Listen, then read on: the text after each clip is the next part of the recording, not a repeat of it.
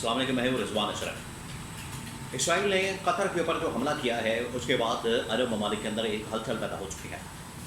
عرب ممالک اس وقت ہل گئے ہیں اور وہاں پر نئی جنگ کے خطرات پیدا ہو چکے ہیں، کیونکہ جو اسرائیل نے حملہ کیا ہے جواباً اب قطر بھی اسرائیل کے اوپر حملہ کرنے کے لیے تیار ہے۔ اسرائیل نے حملہ کیوں کیا؟ وہاں پر کس چیز کو نشانہ بنایا گیا؟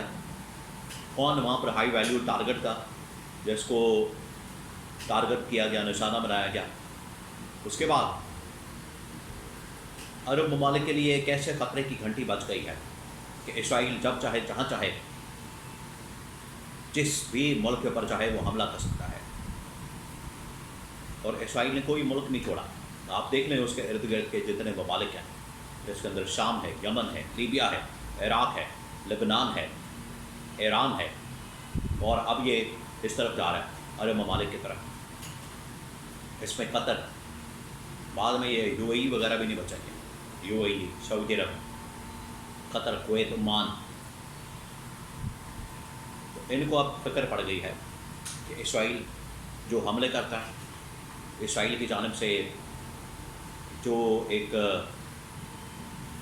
حساسیت کا مظاہرہ کیا جاتا ہے اور جس طریقے سے یہ حملے کرتا ہے، اب ہمیں اکٹھا ہونے کی ضرورت ہے اور ایک ایسے لیڈر کو سامنے لانے کی ضرورت ہے، کیونکہ اسرائیل کا بھی جواب دے، اسرائیل کے پیچھے کھڑی طاقتوں کو بھی جواب دے۔ تو اس کے لیے عمران خان کی ضرورت ہے، عمران خان جیسے لیڈر کی ضرورت ہے۔ محمد بن سلمان نے اپنا نمائندہ پاکستان کے اندر جو سفیر موجود ہے سعودی عرب کے، نواف المالکی، ان کو بھیجا ہے۔ انہوں نے آ کے یہاں پر حکومت کے لوگوں سے، اسٹیبلشمنٹ کے لوگوں سے ملاقات کی ہے اور ان کو بتایا ہے کہ عمران خان کی رہائی کا پیغام محمد بن سلمان کی جانب سے آیا ہے۔ یہ کیوں ہو رہا ہے؟ اس کے پیچھے کہانی کیا ہے؟ آج کے حالات، معاملات، حملے، یہ تمام تر چیزیں میں آپ کے ساتھ شیئر کرتا ہوں۔ دیکھیں، یہ جو اس وقت مسلمان ملکوں کے اوپر حملے کیے جا رہے ہیں، جس طرح سے کچھ عرصہ پہلے، کچھ مہینے پہلے، مئی کے مہینے میں پاکستان کے اوپر حملہ کیا گیا، پاکستان کے اوپر اٹیک کیا گیا، یہ اصل میں پیچھے وہی طاقتیں ہیں جو میں آپ کو اکثر بتاتا ہوں۔ تین طاقتیں اس کے پیچھے موجود ہیں پاکستان یا اسلام کے اوپر اور مسلمان ملکوں کے اوپر حملہ کرنے کے لیے، تین طاقتیں۔ اس میں جو پہلی بڑی طاقت ہے وہ ہے صہیونی طاقت، پھر صلیبی طاقت، اور تیسرا ہندوتوا طاقت۔ یہ جو تین بڑی طاقتیں ہیں، یہ جو تین بڑی طاقتوں نے آپس میں مل کے ایک کٹ کیا ہے، آپس میں مل کے ایک اتحاد کیا ہے، یہ اصل میں حملہ آور ہوتے ہیں مسلمان کے اوپر، اسلام کے اوپر۔ ان کی جانب سے حملہ کیا جاتا ہے اور یہ ایک ایک کر کے مسلمان ملکوں کے اوپر، اسلام کے اوپر حملہ آور ہوتے ہیں۔ پہلے ان لوگوں نے نشانہ بنایا تھا پاکستان کو، پاکستان کے اوپر حملہ کیا اور یہی پیچھے طاقتیں موجود تھیں۔ پھر انہوں نے ایران کے اوپر حملہ کیا، یہی طاقتیں پیچھے موجود تھیں۔ اور پچھلے 10-15 سالوں سے اسرائیل کے ساتھ مل کر انہوں نے یمن کے اندر، عراق کے اندر، شام کے اندر، لبنان کے اندر، اردن کے اندر تباہی اور بربادی پھیری ہے۔ یہی وہ طاقت، صہیونی، یہودی، صلیبی، صہیونی، یہودی، صلیبی اور ہندوتوا کی طاقت ہے۔ آج یہ بڑی ہے عرب ممالک کی طرف اور عرب ممالک کے اوپر ٹارگٹ کیا جا رہا ہے۔ کسی نے آج تک اس کے بارے میں بات نہیں کی، کھول کھلا کے ان کا پول نہیں کھولا، ان کی حقیقت نہیں بیان کی۔ عمران خان نے آج سے 10 سال پہلے ہی اور حکومت میں آنے کے بعد، حکومت سے باہر بھی، اپوزیشن کے اندر بھی اور حکومت میں آنے کے بعد بھی، عمران خان وہ واحد شخصیت تھا جس نے بتایا تھا پوری دنیا کو کہ ہندوتوا طاقت، ہندوتوا کا جو نظریہ ایکسٹریمسٹ قسم کا، شدت پسندی پر مبنی، نریندر مودی اس کا اعلیٰ کار، فرنٹ مین، اس کو ننگا کیا، یہودی صلیبی طاقتوں کو ننگا کیا، صہیونی طاقتوں کو ننگا کیا۔ یہ عمران خان نے ان کو ننگا کیا، کسی اور کے اندر اتنی ہمت نہیں تھی۔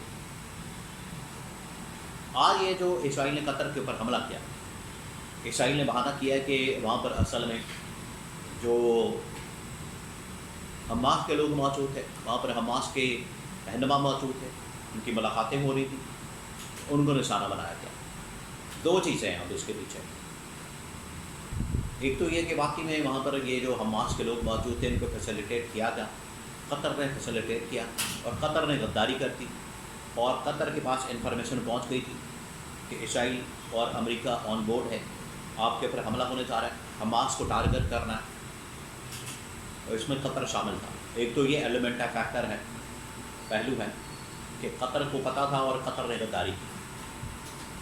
دوسرا یہ کہ قطر کو بالکل نہیں اندازہ اور اسرائیل نے حملہ کر دیا، اور اب اگر جواباً قطر حملہ کرے گا تو تب یہ سچ مانا جائے گا کہ قطر کو بالکل نہیں پتہ، اور قطر نے اپنے ملک کے اوپر حملہ، وہ چاہے کسی بھی شخصیت کے اوپر کیا جائے، قطر کے اوپر حملہ، اس کی خود مختاری کے اوپر حملہ، اس کی ملک کے اوپر حملہ تصور کیا جائے اور اس کا جواب دیا جائے۔ اگر جواب دیا جاتا ہے تو پھر تو مانا جائے گا کہ واقعی میں قطر آن بورڈ نہیں تھا اور قطر نے کوئی غداری نہیں کی اپنے مسلمان بھائیوں کے ساتھ، لیکن فلسطینیوں کے ساتھ۔ لیکن اگر قطر ایسی چپ کر کے بیٹھ جاتا ہے تو پھر یہ سب آپس میں ملے ہوئے، یہ آپ نے بات ذہن میں رکھنی ہے۔ تو آج ایک ایسی شخصیت کی ضرورت پڑ گئی ہے جو کہ ان کو جواب دے سکے۔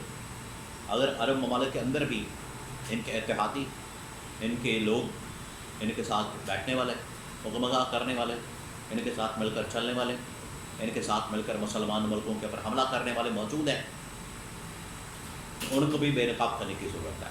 آج محمد بن سلمان نے اپنا سفیر جو پاکستان کے اندر سعودی سفیر موجود ہے، نواف المالکی، اس کو بھیجا کہ جاؤ جا کے پاکستان کی لیڈرشپ کے ساتھ، اسٹیبلشمنٹ کے ساتھ ملاقاتیں کرو اور عمران خان کی رہائی کا اسٹیٹس معلوم کرو اور پتہ کرو کہ حقیقت کیا ہے، کیونکہ نہ یہ گورنمنٹ، نہ یہ کوئی وزیر مشیر، نہ وزیر اعظم، نہ صدر، کوئی اس کے اوپر بات نہیں کر رہا۔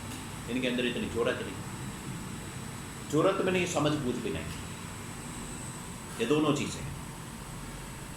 آج یہ حالات بن چکے ہیں، تو یہ اگر قطر کے اوپر حملہ کیا گیا تو یہ جہاں جہاں بھی جائیں گے، اگر سعودی عرب کے اندر بیٹھے ہوتے تو کیا سعودی عرب کے اوپر حملہ کر دیا جاتا، یو اے ای کے اندر بیٹھے ہوتے تو کیا یو اے ای کے اوپر حملہ کر دیا جاتا۔ یہ بڑی خطرناک چیز ہے۔ اگر اسرائیل کو سبق نہ سکھایا گیا تو اسرائیل ایک ایک کر کے اسی طرح سے مسلمان ملکوں کے اوپر حملہ کرتا رہے گا۔